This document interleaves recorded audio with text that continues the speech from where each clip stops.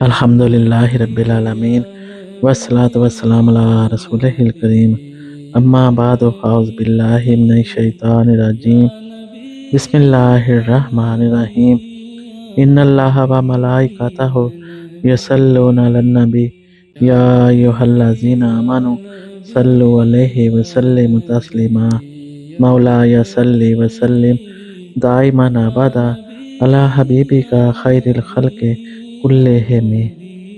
ارشاد باری تعالیٰ ہے، یقیناً ہم نے آپ کو کوثر عطا فرمایا، لہٰذا آپ اپنے پروردگار کے لیے نماز پڑھیں اور قربانی دیں، بے شک آپ کا دشمن ہی ابتر ہے۔ کوثر سے مراد خیر کثیر ہے، جس میں قرآن و حدیث اور وہ نہر بھی شامل ہے جو وسط جنت میں خولدار موتیوں پر رواں دواں ہے، جس کے دونوں طرف سبز یاقوت کے خیمے ہیں، جس کا پانی شہد سے میٹھا اور مکھن سے زیادہ نرم ہے، جس کا گاڑا خالص کستوری کا ہے، مٹی سفید کافور کی ہے، اس کے کنکر سفید موتی اور یاقوت ہیں، اور وہ اتنی تیز چلتی ہے جتنی تیر کمان سے تیر نکلتا ہے۔ یہ نہر اللہ تبارک و تعالیٰ نے اپنے نبی مکرم صلی اللہ علیہ وآلہ وسلم کو عطا فرمائی ہے۔ کوثر جنت کے درمیان ایک نہر ہے۔ اسے کوثر اسی لیے کہا جاتا ہے کہ یہ تمام جنتی نہروں سے افضل ہے۔ یہ موجیں مارتی ہوئی تیر کی طرح رواں دواں ہے۔ اس کی کیچڑ خالص کستوری کی ہے اور سنگ ریزے قیمتی موتی اور یاقوت ہیں۔ اس کا پانی برف سے زیادہ سفید، شہد سے زیادہ میٹھا اور مکھن سے زیادہ نرم ہے۔ اس کے دونوں طرف خولدار موتیوں کے خیمے ہیں۔ ہر خیمے کا طول و عرض 3 مربع میل ہے، جس میں 4000 سونے کے دروازے ہیں، اور ہر خیمے میں ایک حور ہے جس کے 70,000 خادم ہیں۔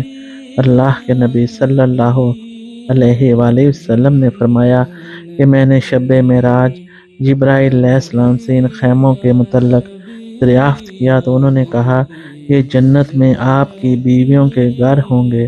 کوثر سے اہل جنت کے لیے 4 نہریں نکلتی ہیں، جن کا ذکر قرآن مجید کی سورۃ محمد میں ہے، یعنی دودھ، پانی، شہد اور خالص شراب کی نہریں۔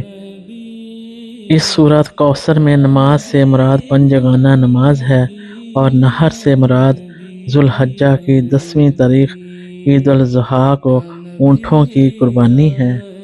بعض اہل علم کے نزدیک نماز سے مراد نماز عید اور نہر سے مراد عید کے دن منا میں اونٹوں کی قربانی ہے۔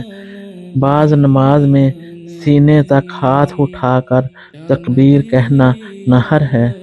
اللہ تبارک و تعالیٰ نے آقا صلی اللہ علیہ وآلہ وسلم اور آپ کی امت کو نماز کا حکم دیا اور اس کے بعد مزید عبادات کا حکم دیا ہے، جن میں اللہ کا ذکر کرنا، اللہ سے دعا مانگنا اور اس کی رضا کے لیے قربانی کرنا شامل ہے۔ ارشاد باری تعالیٰ ہے، اے ایمان والو، اللہ کا کثرت ذکر کیا کرو۔ نیز فرمایا، تم میرا ذکر کرو، میں تمہیں یاد کروں گا، اور تم میرا شکر ادا کرو، میرا کفر نہ کرو۔ جس نے اللہ تبارک و تعالیٰ کی اطاعت کی، اس نے اللہ کا ذکر کیا، اگرچہ اس کی نمازیں، روزے اور تلاوتیں تھوڑی ہوں، اور جس نے اللہ کی نافرمانی کی، اس نے اللہ کو بلا دیا، اگرچہ اس کی نمازیں، روزے اور قرآن کی تلاوتیں بکثرت ہوں۔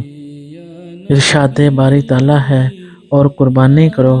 قربانی کی اصلیت یہ ہے کہ اللہ تبارک و تعالیٰ نے اپنے خلیل حضرت ابراہیم علیہ السلام کو قربانی کا حکم اس وقت دیا تھا انہیں نمرود ظالم کی آگ سے نجات دی تھی اور اس کے عذاب سے بچا لیا تھا، تو ابراہیم علیہ السلام نے ہجرت کا عزم کرتے ہوئے کہا، میں اپنے رب کی رضا کے لیے ہجرت کروں گا، یعنی مقدس مقام فلسطین کی طرف چلا جاؤں گا۔ مجھے یقین ہے کہ اللہ تبارک و تعالیٰ مجھے ہدایت بخشے گا۔ اہل ایمان کے لیے نماز عید کے لیے آتے جاتے راستہ بدلنا مستحب ہے، کیونکہ عبداللہ بن عمر رضی اللہ تعالیٰ عنہ فرماتے ہیں کہ نبی اکرم صلی اللہ علیہ وآلہ وسلم نماز عید کے لیے ایک راستہ سے گئے اور دوسرے راستہ سے واپس آئے۔ اس کی حکمت میں اہل علم کا اختلاف ہے۔ بعض کا خیال ہے کہ اس طرح اسلامی لشکر کو مشرکوں سے محفوظ رکھنا مقصود تھا۔ بعض کا خیال ہے کہ واپسی پر اختصار سفر کے لیے راستہ تبدیل کیا، کیونکہ آپ صلی اللہ علیہ وآلہ وسلم نے نیکیوں کے اضافے کے لیے طویل راستے کا انتخاب کیا اور واپسی پر مختصر راستہ سے تشریف لائے۔ آقا حضور صلی اللہ علیہ وآلہ وسلم کا ارشاد گرامی ہے، اللہ کے نزدیک سب سے عظیم دن عید الاضحیٰ ہے۔ آپ صلی اللہ علیہ وآلہ وسلم حضرت فاطمہ الزہرا رضی اللہ تعالیٰ عنہا کو فرماتے تھے کہ وقت قربانی جانور کے پاس کھڑی ہو جایا کرو، اس لیے کہ جانور کے خون کا قطرہ گرنے سے پہلے تمہارے گناہ معاف فرما دیے جائیں گے، اور یہ دعا پڑھو، میری نماز، میری قربانی، میری زندگی اور میری موت سب کچھ اللہ رب العالمین کے لیے ہے۔ آقا حضرت صلی اللہ علیہ وآلہ وسلم ارشاد فرماتے ہیں، اگر میری امت کوئی قربانی کرے اسے کتنا ثواب ہوگا؟ تو اللہ تبارک و تعالیٰ نے جواب دیا، اسے جانور کے ہر بال کے عوض 10 نیکیاں ملیں گی، 10 گناہ ختم ہوں گے اور 10 درجے بلند کیے جائیں گے۔ اللہ تبارک و تعالیٰ نے فرمایا کہ جب وہ اپنی قبر سے اٹھے گا تو اللہ تبارک و تعالیٰ اسے بھوک، پیاس اور ہولناکیوں سے محفوظ فرما دیں گے، اور یہ قربانیاں قیامت کے دن ان کی سواریاں بنا دی جائیں گی۔ یہ عمدہ سواریاں ان کی قربانیاں ہوں گی، ان کے بدلے انہیں ایسی سواریاں عطا کی جائیں گی ان جیسی خوبصورت کسی نے نہیں دیکھی۔